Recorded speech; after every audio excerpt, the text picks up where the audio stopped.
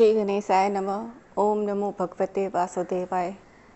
नमस्कार दोस्तों, आज मैं आपको हरिशंकर परसाई जी की एक कहानी सुनाने जा रही हूँ। हरिशंकर परसाई जी हमारे हिंदी साहित्य में एक बहुत बड़ा नाम है। वो एक व्यंग कवि और लेखक रहे हैं। उन्होंने बहुत सारे उपन्यास, कविताएँ, कहानियाँ लिखी, जिनमें कि विकलांग श्रद्धा का दौर उल्लेखनीय है, जिसके लिए उन्हें साहित्य अकादमी पुरस्कार भी मिला था। उनकी कहानी है भेड़े और भेड़िए। एक बार वन के पशुओं को ऐसा लगा कि उनके जो वन है वहाँ पर भी शासन व्यवस्था स्थापित होनी चाहिए, मतलब प्रजातंत्र आना चाहिए, ऐसा उन लोगों ने सोचा। वो एक मत से हो गया कि चलिए हम लोग भी अपने वन में प्रजातंत्र की स्थापना करते हैं।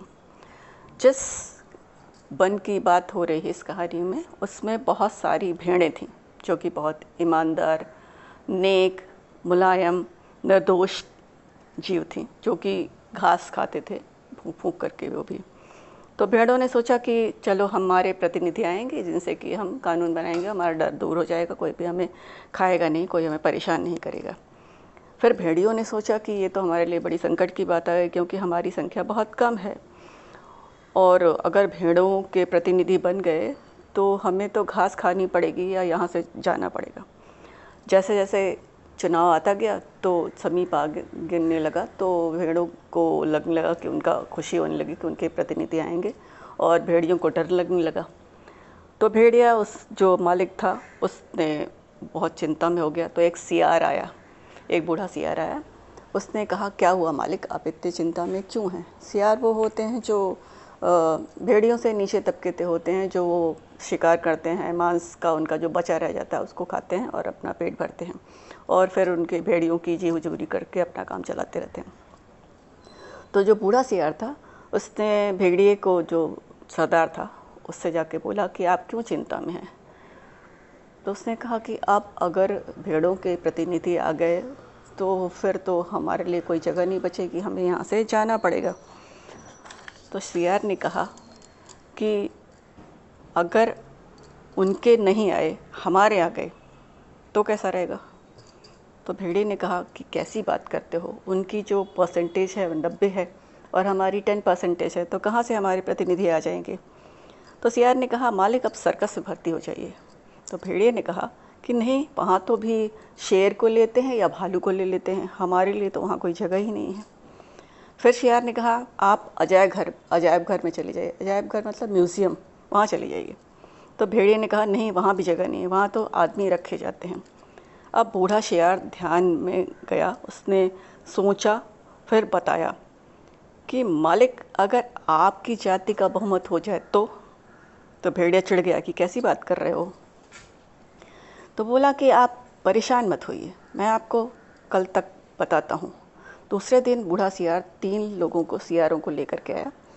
उसमें से एक पीले रंग का था, दूसरे नीले रंग का था, तीसरा हरे रंग का था। भेड़िए ने देखा और बोला, ये कौन है? बूढ़ा सियार बोला, अरे ये सियार हैं पर रंगे हैं, ये आपके लिए प्रचार करेंगे, आपका काम करेंगे। भेड़िए ने कहा कि इनकी बात कौन मानेगा, ये तो छल कपट वाले लोग हैं, सियार हैं वैसे ही बदनाम हैं। भेड़िए ने कहा, सरकार आप बड़े भोले हैं, रंग रूप बदलने से तो आदमी भी बदल जाते हैं, फिर ये तो सियार हैं। तब बूढ़े सियार ने भेड़िए का भी रूप बदल दिया, उसके माथे पे तिलक लगा दिया, गले में माला पहना दी, मुंह में घास डाल दी, अब संत की तरह बना दिया। और उसने कहा कि आप भेड़ों की सभा में चलेंगे, लेकिन 3 बातों का ध्यान रखिएगा। आप अपनी जो नज़रें हैं वो नीचे रखिएगा, ज़मीन पे रखिएगा, ऊपर मत उठाइएगा, नहीं तो पोल खुल जाएगी। फिर वहाँ पर बहुत सारी भेड़ें आएंगी, सुंदर सुंदर मुलायम मुलायम आएंगी, किसी को खाना मत। भेड़िए में पूछा कि ये रंगे सियार क्या करेंगे, ये किस काम आएंगे? बूढ़ा सियार बोला, बड़े काम के हैं, आपका सारा प्रचार तो यही करेंगे, इन्हीं के बल पर तो आप चुनाव लड़ेंगे। ये पीला वाला सियार बड़ा विद्वान है, विचारक है, कवि भी है, लेखक भी है। नीला सियार नेता है, पत्रकार है, और ये हरा सियार धर्मगुरु है। अब चलिए जल्दी से। भेड़िए ने कहा कि ये लोग तो बड़े अच्छे होते हैं। फिर सियार ने कहा, तीनों सच्चे नहीं हैं, रंगे में हैं महाराज, चलिए अब। फिर धीरे धीरे वो लोग चलने लगे। फिर उन लोगों के बीच में जो बना हुआ भेड़िया था, संत बना हुआ था, वो जा कर के भेड़ों के झुंड में पहुंचा, जहां पर बूढ़े सियार ने पहले से ही एक खबर फैला दी थी कि एक संत महात्मा आ रहे हैं, वो आपकी बातों को सुनेंगे, आपकी समस्याओं को सुलझाएंगे। तो जो भेड़िया था वहाँ पहुँचा, बैठ गया। सियार ने कहा कि देखिए भाइयों और बहनों, ये संत महाराज हैं। तो भेड़ों ने देखा कि ये तो भेड़िया है, वो भागने लगी। तो उन लोगों ने कहा नहीं नहीं, डरिए मत, ये उनका पूरा हृदय परिवर्तन हो गया है, ये शेष जीवन आपकी सेवा में बिताएंगे, इनको आप कोई परेशानी नहीं है। कल ही देखिए एक छोटे से भेड़िए को भेड़िए ने, सरदार जी ने एक छोटे से भेड़ के बच्चे को पाँव में कांटा लग गया था, तो भेड़िए ने उसे दांतों से निकाल दिया। दांतों से निकालने से बेचारा वो कस चल बसा। उसके बाद भेड़िया संत ने उसकी सम्मानपूर्वक अंत्येष्टि क्रिया की। अब सब कुछ छोड़ चुके हैं। अब आप लोग बिल्कुल भी इनसे डरिए मत, परेशान मत होइए। बूढ़ा सियार फिर बोला, भाइयों और बहनों, मैं संत महात्मा से कुछ कहना चाहता था, लेकिन अभी वो इतने गदगद हैं, इतने भाव में भरे हुए हैं कि कुछ भी कहने की स्थिति में नहीं हैं। फिर 3 जो नेता, पत्रकार और कवि महाराज थे, उन लोगों ने भी अपनी अपनी बात कह ली। फिर नीले सियार ने कहा कि निर्बलों की रक्षा भलवान ही कर सकते। भेड़ें कोमल हैं, निर्बल हैं, वो अपनी रक्षा नहीं कर सकती हैं, जबकि भेड़िए तो बलवान हैं। इसलिए आप लोग भेड़ियों को अपना प्रतिनिधि बनाइए, जिससे कि आप लोगों की रक्षा हो पाएगी। अब हम सब आपके भाई हैं। भेड़ और भेड़िए में कुछ ज़्यादा अंतर थोड़ी होता है। वो लोग तो बेकार में ही बदनाम हैं। आप लोग भेड़ियों को अपना नेता चुनिए और उनको पंचायत में प्रतिनिधि बनाइए। फिर हरे वाले ने बताया कि जहाँ त्याग होगा वहीं तो सुख मिलेगा।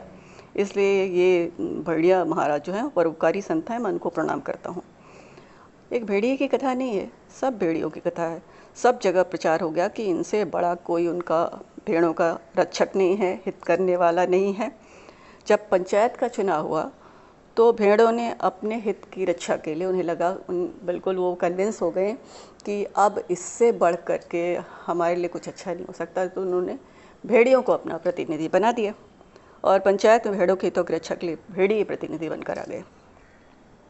पंचायत में भेड़ियों ने भेड़ों की भलाई के लिए पहला कानून यह बनाया कि हर भेड़िए को सवेरे नाश्ते के लिए भेड़ का एक मुलायम बच्चा दिया जाए, दोपहर के भोजन में एक पूरी भेड़, और शाम को स्वास्थ्य के ख्याल से थोड़ा कम ही खाना चाहिए, इसीलिए आधी भेड़ दे दी जाए, चलेगा।